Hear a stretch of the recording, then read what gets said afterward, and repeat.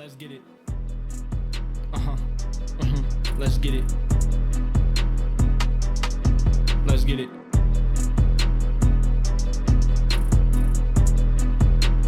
Welcome back to another edition of the Rock and Royal Podcast, a podcast about BYU athletics, from the gridiron to the basketball court to the Olympic Games. I guess today we're going to talk some Olympics right now with a current BYU track and field star. He's smiling a little bit because I just called him a star, but I think he's officially reached that stratosphere level because he is officially a Team USA Olympian. We've had him on the show before, but now we get to call him U.S. Olympic steeplechaser, James Corrigan. James, thanks so much for sitting down with me after a pretty grueling workout that you just had, but to talk about your journey to Paris, man. Yeah, thank you so much. I appreciate you having me on. James, let's get right into it because since the last time we talked officially, you clinched the Olympic standard in a wild week, an absolutely insane week, but it was all worth it to get that Olympic standard, to book a spot on Team USA in the Paris Summer Games. Come up here in just a couple of weeks, actually. You'll be running right here. What has the last month been like for you? Because I feel like whirlwind, it doesn't even begin to describe it in any ways. Yeah, it's been incredible, but it's also been really stressful. I mean, obviously I got married the 5th, so within a week of me running my last race, and that was pretty crazy. It was relieving just to be able to spend time with my wife and not have to say goodbye each night now. So while it was amazing, it was also just a crazy time. Lots of planning went into our reception. I just got back from our Los Angeles reception. So needless to say, this last week's been pretty hectic, but I will say starting yesterday and then today, it's been awesome. I feel like things are sinking in. I'm realizing the implications of what I did, and I can kind of start to enjoy it and also just get some solid workouts. And I'm not looking to do anything crazy right now. I'm just trying to enjoy myself and get the work in.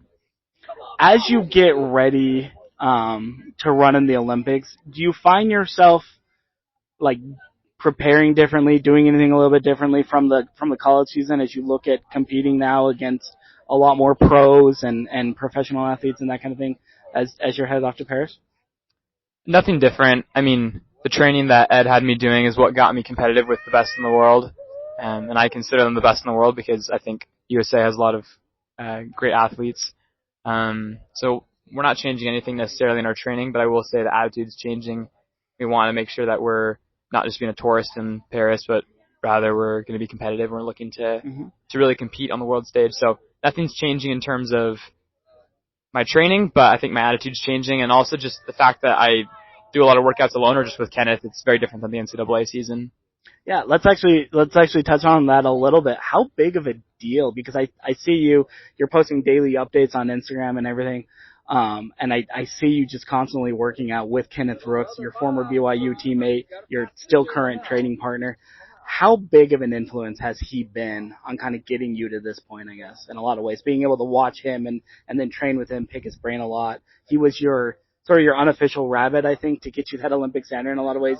He almost like walked you through that race for the days leading up to it and whatnot. So just how big of an influence, I guess, has Kenneth been on your career to this point? Yeah, Kenneth's been huge. I mean, obviously I've got to be the guy to run the time that I need, but at the same time, it takes a village, right, to get someone to the Olympics. And so I look up to Kenneth a lot. He's given me a lot of good advice. I think more than anything, his example is just huge for me. Sometimes you have the capacity to do things, but until someone shows you that it's possible or gives you the encouragement needed, it's not going to happen. And Kenneth was that spark for me. You mentioned it right there. It takes a village to get where you've been able to get so far, qualifying for an Olympic bid, Team USA, all that kind of stuff. Who are just some of the village members, I guess, that have had maybe the biggest impact on a pretty incredible last year and a half that you've gone through, from the NCAAs to the Olympic trials, now to Paris, obviously? Who are just kind of some of the names that maybe people don't necessarily think of? Obviously, there are guys like Kenneth Rooks, your training partner. There's Ed Isom, your BYU coach. But I feel like there's even more. That's almost only scratching the surface of some ways, right? Yeah, I mean, my coaches are huge, obviously. Kenneth's been amazing. I think my teammates are a huge part that don't get really talked about too much. While, yes, I was the one that needed to run the race, sometimes your capacity can't be fully shown unless you're in the right circumstances. And with my teammates at BYU who have a lot of hope and a lot of faith in me and just in our ability to do amazing things, I think their role was huge. So my teammates are a big one, and my family was another big one. I feel like I can always tell my mom and my dad about a goal I have, and they never shoot it down. And I know sometimes they may think, wow, this is ambitious, but they never, ever make me feel like I can't do something. And I think because of that, it helps me normalize pretty awesome things. And so this is one of them. For sure.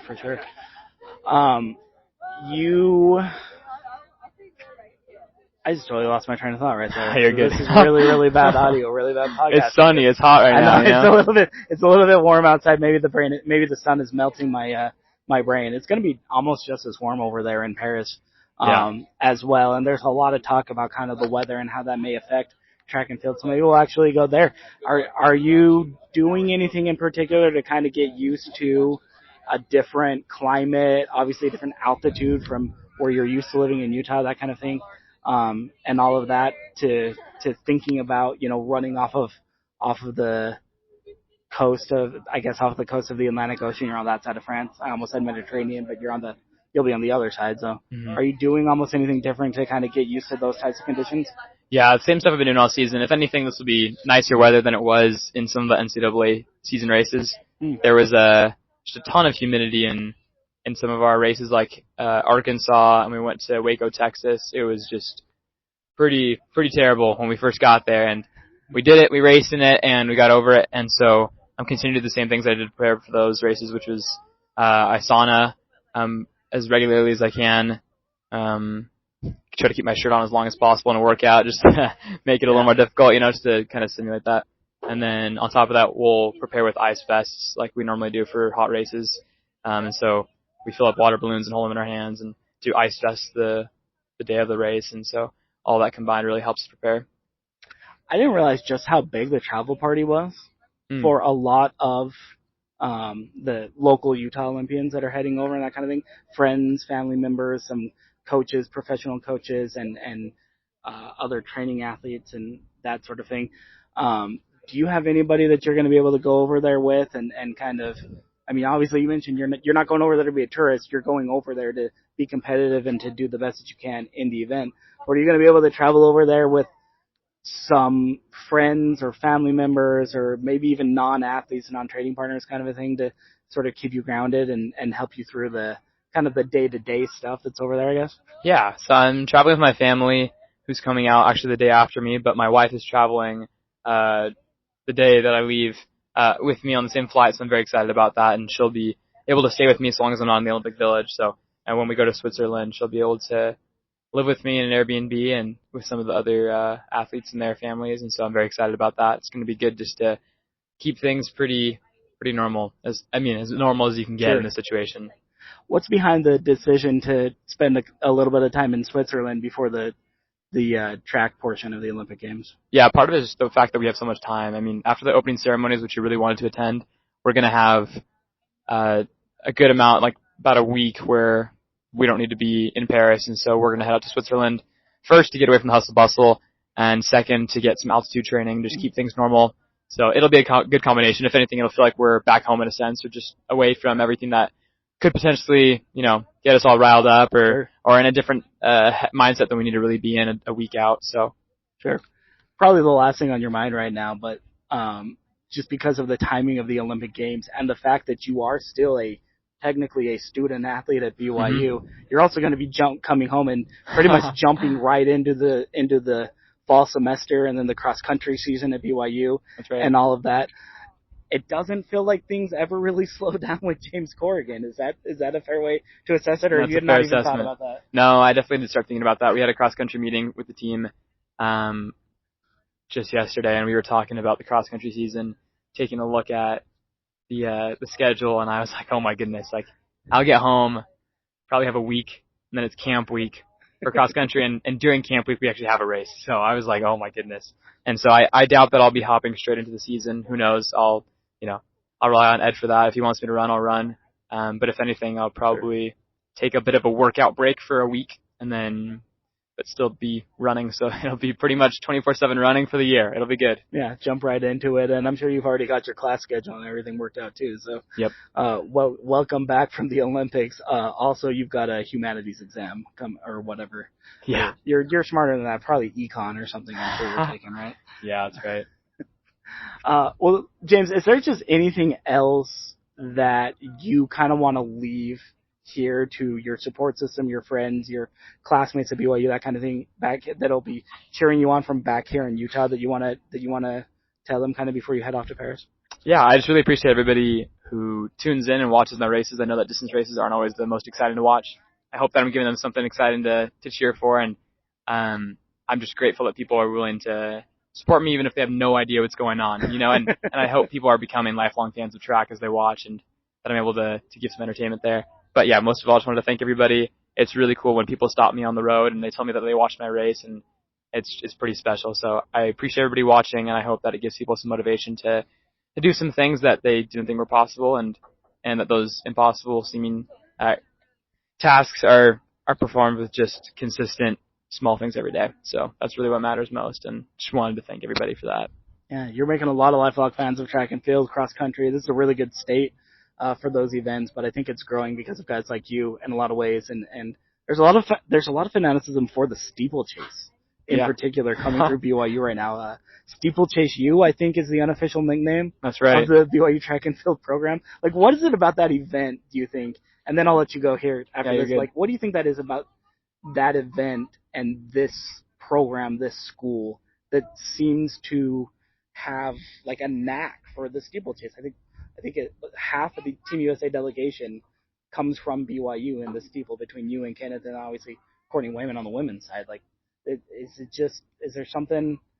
We say there's something in the water about Utah distance running. Maybe there's something in BYU's water with the steeple, right? Yeah, that's exactly right. I think before you're a steepler, you're just a good runner and a good athlete. And so I think that BYU as a whole pumps out great runners.